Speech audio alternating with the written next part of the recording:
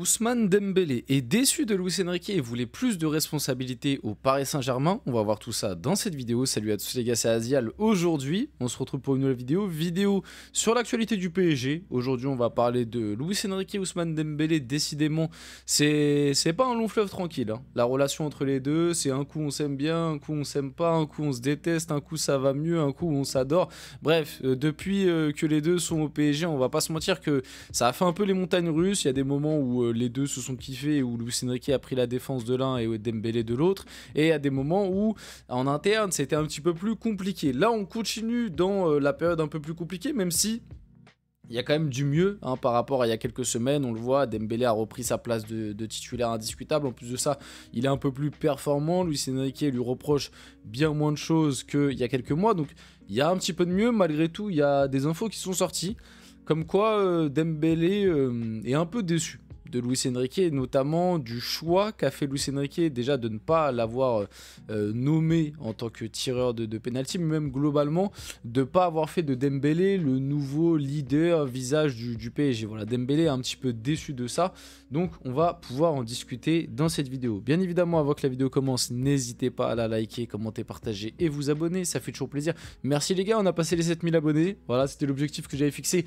avant début 2025. Bon, dans l'idéal, j'aurais aimé en avoir encore plus, on veut toujours en avoir plus, mais déjà merci beaucoup. 7000, ça commence à faire petit à petit, mine de rien.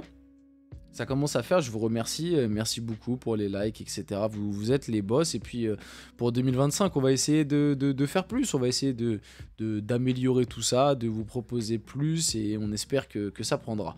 On va y aller dès maintenant, et parler un petit peu de Dembélé, Luis Enrique, le PSG, le projet, hein, le mot qu'on n'arrête pas de voir revenir autour du Paris Saint-Germain ces derniers temps. Donc cet été, Ousmane Dembélé s'est vu demander d'être le nouveau leader de l'attaque du PSG après le départ de Mbappé, avant de découvrir avec surprise que Vitinha était désigné tireur de penalty. Information sortie par l'équipe, vous savez très bien, l'équipe quand c'est le PSG, toujours prendre avec des pincettes, mais bon, on va faire comme si c'était vrai et on va y réagir, mais au cas où, je vous dis, petit disclaimer. Par rapport à ça, alors, déjà, j'ai du mal sur les premières lignes. C'est-à-dire que cet été, Ousmane Dembélé s'est vu demander d'être le nouveau leader de l'attaque du PSG après le départ de Mbappé. Alors, c'est vu demander par qui ? Parce que Luis Enrique, il a toujours été très très clair dans son discours, il n'a jamais désigné quelqu'un en tant que leader d'attaque ou même leader tout court. Luis Enrique, il a toujours dit que les buts par exemple, ça passera par le collectif, et qu'il préfère avoir 4 joueurs qui mettent 10 buts que 1 qui en met 40. Et Luis Enrique a toujours été dans cette ligne de conduite là. Alors qui du coup a demandé à Ousmane Dembélé d'être le nouveau leader de l'attaque? Je pense pas Luis Enrique. Peut-être un truc par rapport au club, peut-être par rapport aux supporters où il y avait de l'attente autour de Dembélé. Ok, mais déjà par rapport à Luis Enrique, je vois pas le truc. Et puis, après le départ de Mbappé, pour moi, en fait, si tu voulais vraiment avoir un nouveau leader d'attaque, il fallait aller chercher quelqu'un. Si tu comptes vraiment sur Ousmane Dembélé, et encore une fois, Ousmane Dembélé, finalement, quand tu vois ses statistiques, sa saison est pas horrible à l'échelle d'un Dembélé, bien évidemment, même s'il y a eu des énormes ratés à des moments, qu'on s'est encore une fois arraché les cheveux, etc., qu'il y a eu des niveaux de performance, il y a eu du bon et du moins bon.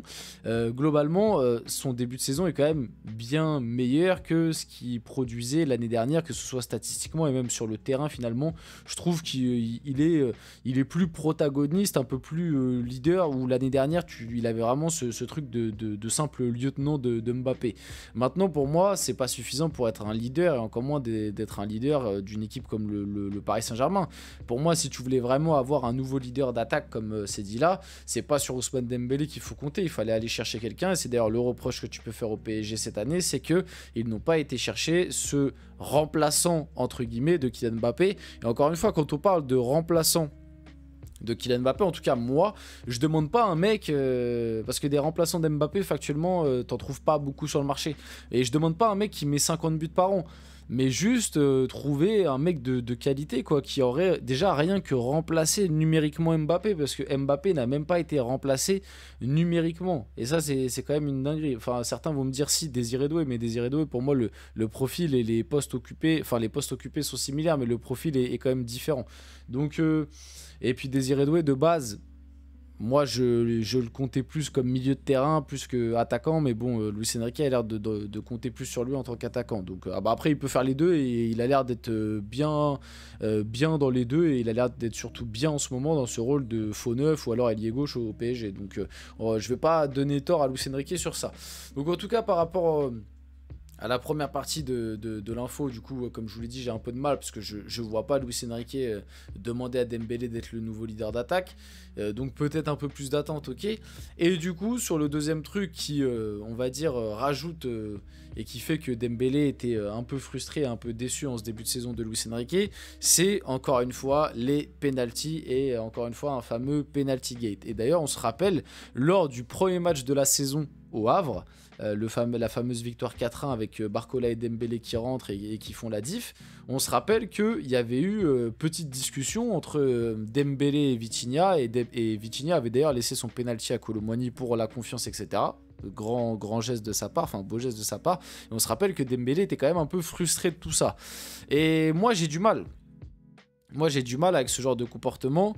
Et encore une fois, pour moi, ce style d'infos qui sortent, ça montre juste que Luis Enrique, à des moments, a bien fait de sanctionner Dembélé et qu'à l'époque, ce qu'ont voulu dire certains en expliquant que Luis Enrique devenait fou, que Luis Enrique faisait passer ses propres intérêts devant ceux du club, bah pour moi, tout ça, ça montre que non. Parce que moi, j'ai quand même vu des attitudes qui m'ont dérangé cette année avec Dembélé. Et ce truc des pénaltys, le matérialise très bien.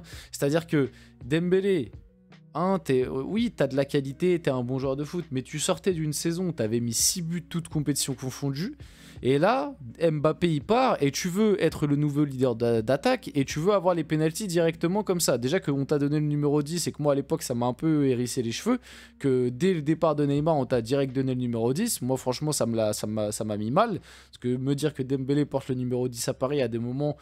Voilà, encore une fois, là, on a l'impression que je déteste Dembélé ou quoi. Pas du tout. Mais c'est juste que pour moi, Dembélé, c'est un excellent joueur. C'est un très bon joueur. C'est un très bon ailier. C'est un excellent ailier, même si vous voulez. Mais ça reste, pour moi, un second couteau. Ça reste un lieutenant. Dembélé, ça doit pas être un leader d'attaque. Ça doit pas être le leader d'une équipe, en tout cas, qui a les ambitions du PSG. Voilà, Dembélé, ça doit être un second. Ça doit être un mec qui est là pour accompagner la star ou le numéro 9 d'une équipe, tu vois.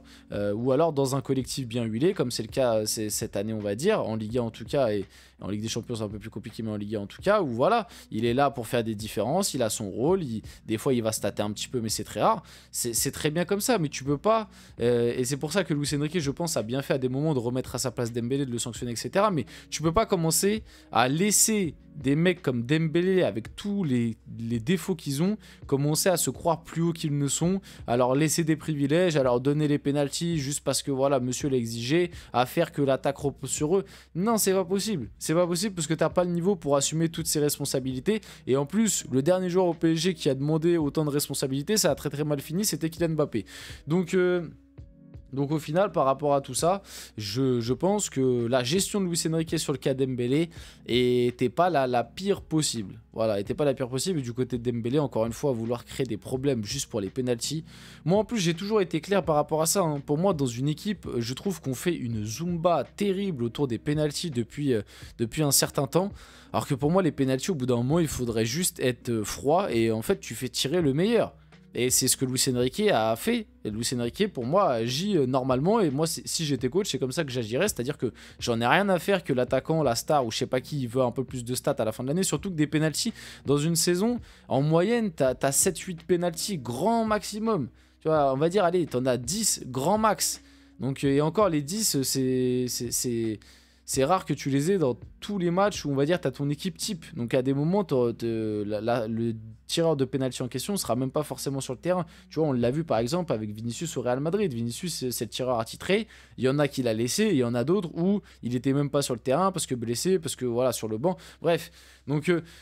se battre pour des pénaltys, je trouve ça ridicule. Et pour moi, ce qu'a fait Luis Enrique, c'est très bien. C'est-à-dire que Vitinha, il a vu que c'était le meilleur tireur de pénalty dans l'effectif. Et bah, tu le désignes tireur de pénalty. C'est tout à fait logique. Au bout d'un moment, il faut être froid. Ça reste un exercice. Ça reste un exercice technique où le meilleur en la question doit les tirer. C'est tout. Maintenant, ça veut pas dire que Vitinha en ratera aucun ou quoi. Mais voilà, moi, je trouve que la décision est bonne par rapport à ça.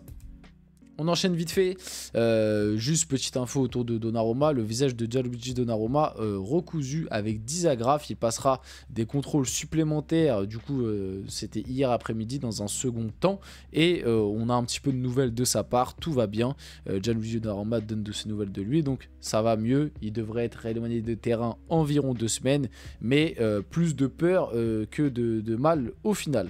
On finit la vidéo là-dessus, j'espère que cette vidéo vous a plu, si c'est le cas n'hésitez pas à la liker, commenter, partager, vous abonner les gars, c'était Azial, on se retrouve très rapidement pour une prochaine vidéo.